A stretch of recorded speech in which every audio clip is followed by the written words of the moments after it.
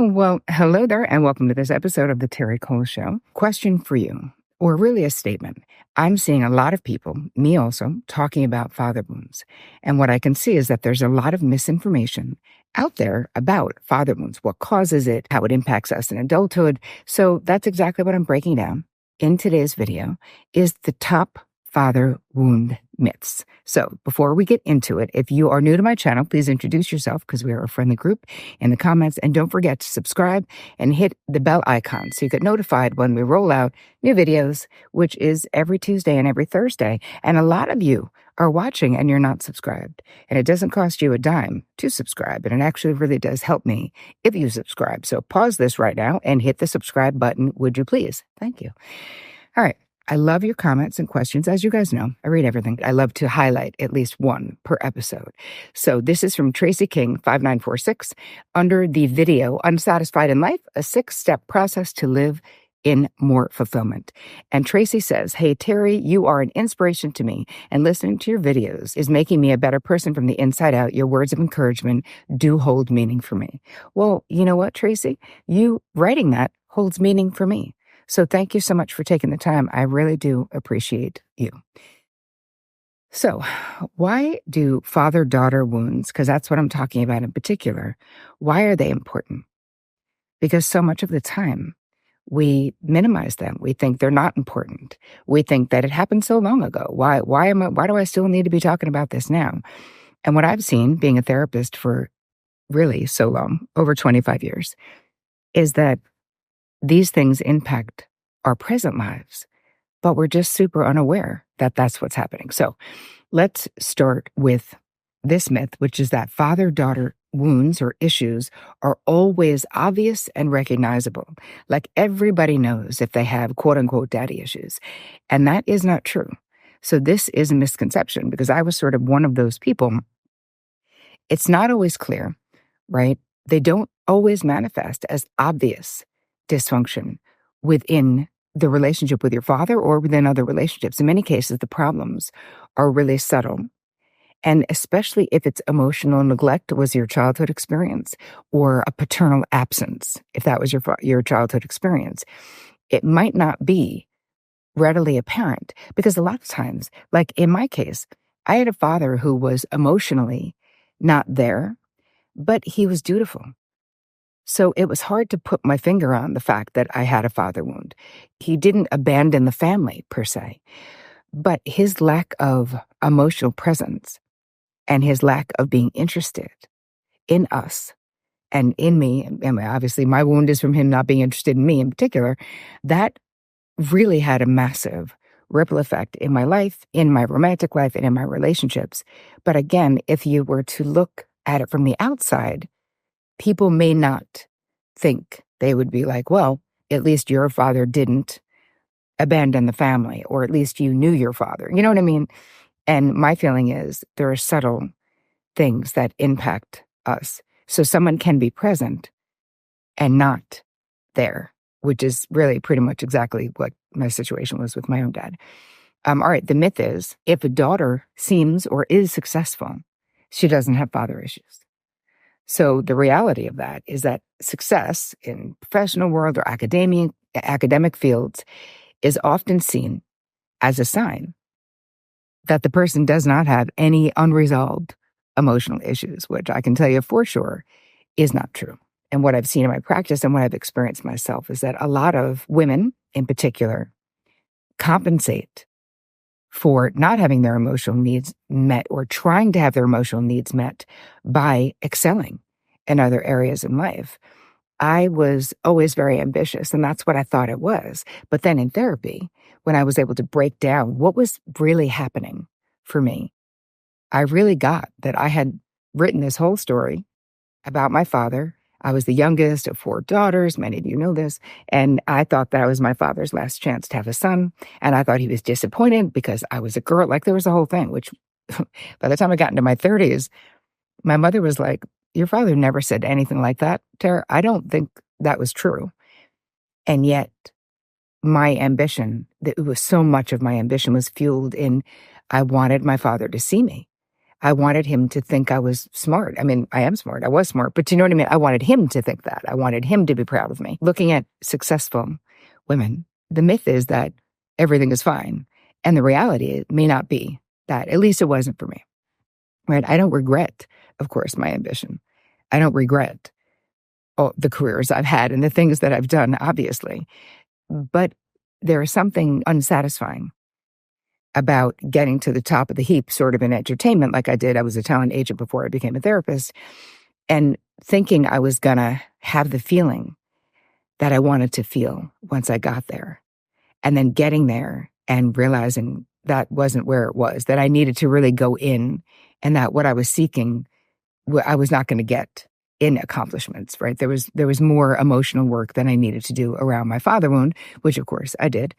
Then the successes I had after that felt a lot more like my own, as opposed to if you're doing something to prove someone wrong, it doesn't feel that good. It doesn't feel like you're driven by true desire, because you're not. At least I wasn't. All right, next myth. Only absent fathers cause issues. So this is a major myth where people think that if your father was present, as I was saying at the top, meaning physically present, you don't have any problems. And that the father-daughter wound only arises if the father was absent or physically not present. But the reality is that emotional unavailability, neglect, and even overly critical or demanding behavior, abusive behavior from physically present fathers cause significant wounds to daughters. And listen, obviously, you guys, all this applies to sons as well.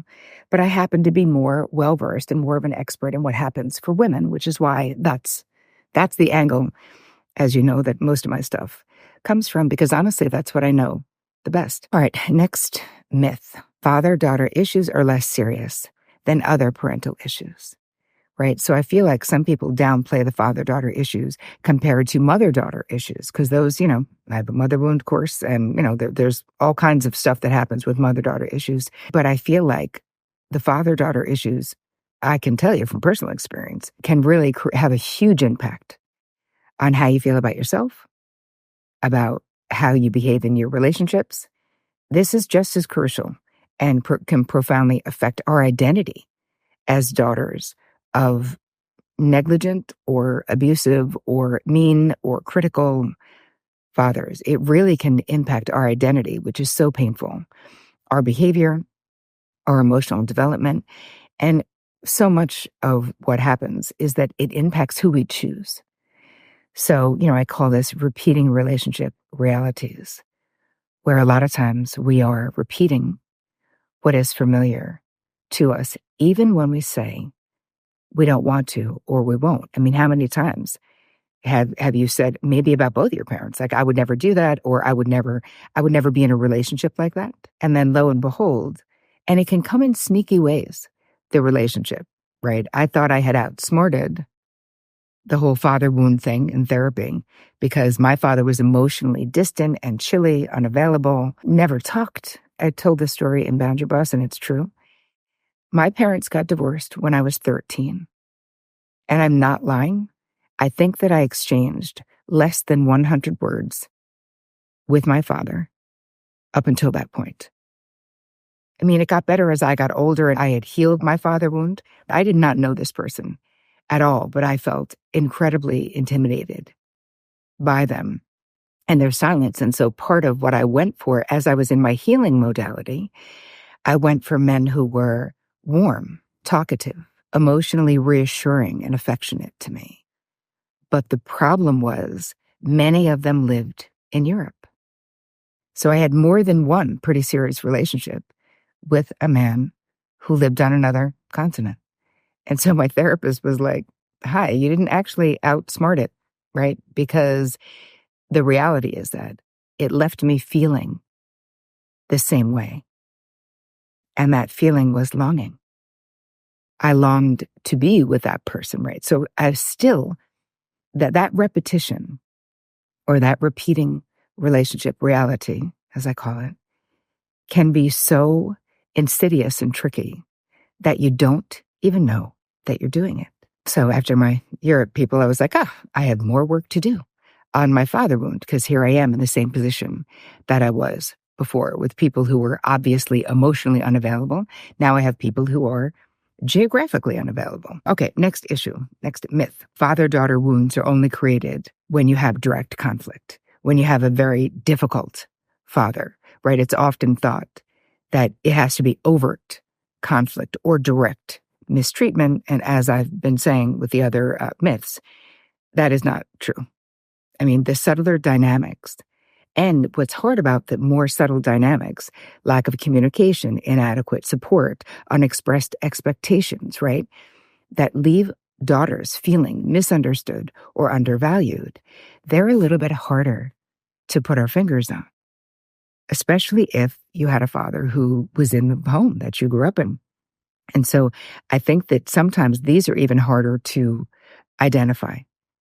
Because the obvious ones, if you know that you had a mean or hurtful or emotionally abusive or verbally abusive, physically abusive father, that is so much more obvious. Like that wound, like we can all agree that that's going to harm us, right? We can all agree that that's not optimal.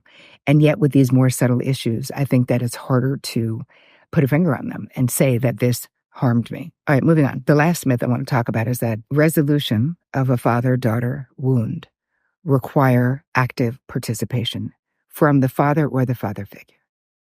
And this is a common belief that so many people feel like, I missed the boat, my father passed away, my father abandoned the family, I'm not in touch with my father, I want no contact with my father, so what can I do?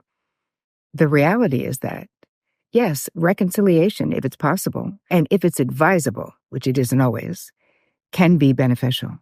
But the truth about healing from a father-daughter wound is that it primarily depends on the daughter's journey, right? Through her own understanding, therapy, personal growth, right? We can achieve closure and recovery even without the father or the father figure's direct involvement. For many of my therapy clients, that's a huge relief because their fear, so many people, I cannot tell you how many, I did a questionnaire and I had, I think, 2,000 respondents because I'm asking you all about this. The Father Wound course is coming up. If you're interested in checking that out, go to terricole.com/father wound. I did a survey a couple of weeks ago because I want to make sure that in the course, I was including all of the things that you guys need. And I had hundreds of people talking about the fact that they're not in touch with their father. They've got no contact with their father. Their father has passed away, and them being concerned and worried that they wouldn't be able to heal. And therapeutically, this really is a myth, and that is good news. It doesn't matter. Because really, when you think about healing, this is totally an inside job. It's really about us. It's our internal experience.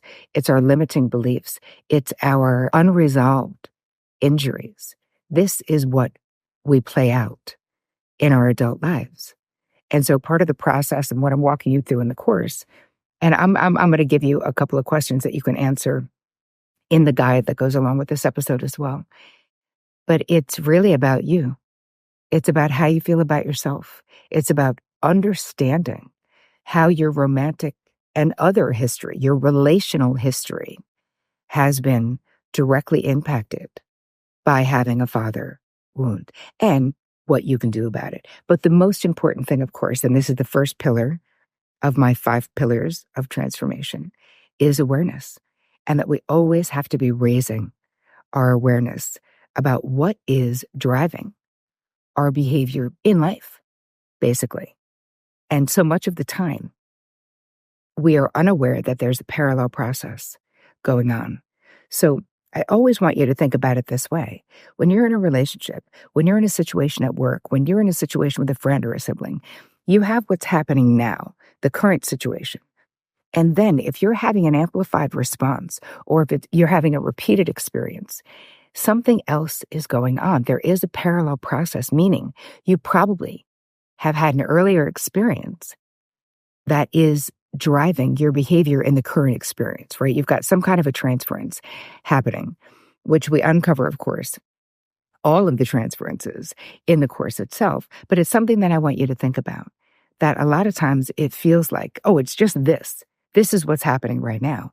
And the reality is that it's this, but this is soaked in the past. This is being fueled by an unresolved experience from an earlier injury. And we have got to tend to those earlier injuries if we don't want to act it out in our adult relationships. Because what do I always say?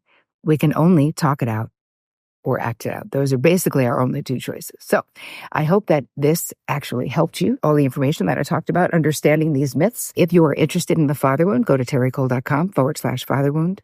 I appreciate you being with me and spending time with me today. I hope you have the most amazing week. And as always, take care of you.